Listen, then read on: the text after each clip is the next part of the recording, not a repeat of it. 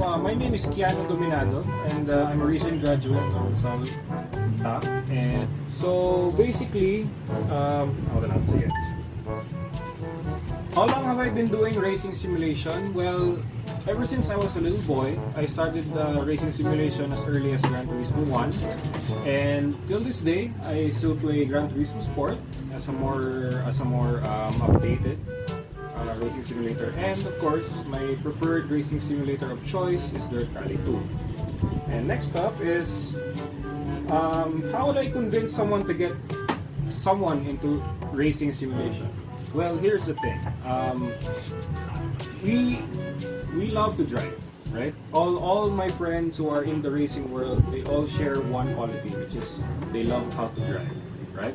But the thing is, you want to fully experience what is behind the car and what is behind racing is, of course, try it in a simulator first.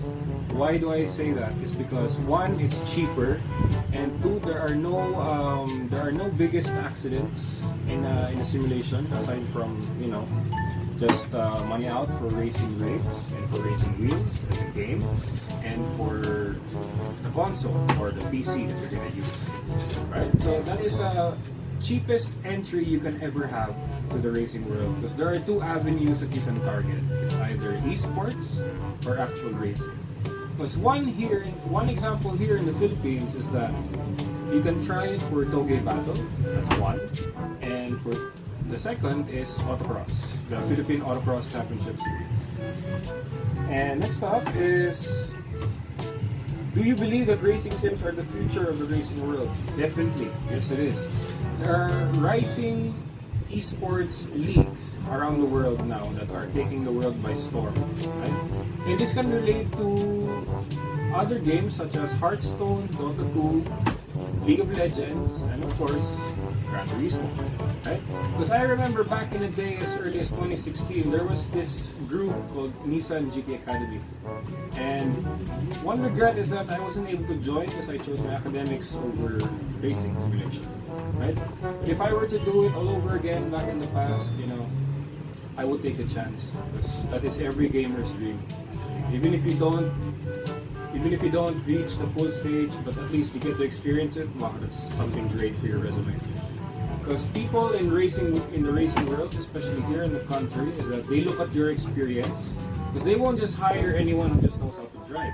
They hire people who have a racing background. Alright. And next is that,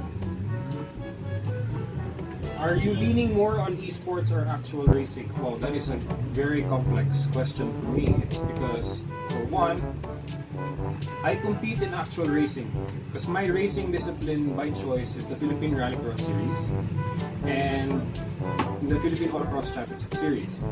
And the reason why I don't compete in esports yet is because, number one, I'm still very new to the racing rig setups, and two, I have no experience or people who I know of yet that are really close to me. But now, since I've joined this community along with sila John Carlo Pilayo and sila Hilde and sila Matt, well, now we have earned a chance to actually experience that kind of world. Especially because one person that we know who is in the part of the Legion of Racing is actually Luis Moreno, right? And lastly is that, what are my last words on racing simulation in a nutshell? Basically, racing simulation in a nutshell, I would describe it as, number one is visualization. If you can actually visualize how to control the car, how to take on a corner, how to set up a car, you can do all of those in the racing simulator, and it will not cost you a single dime. Right? The only thing you will spend on is the setup, the console, and a TV. That's it. You don't have to buy an expensive car. You don't have to buy, parts for it, especially tires. Especially if you are racing on the road, you burn tires every race day. Right? Think of it as this: budget racing, go racing simulator. Thank you.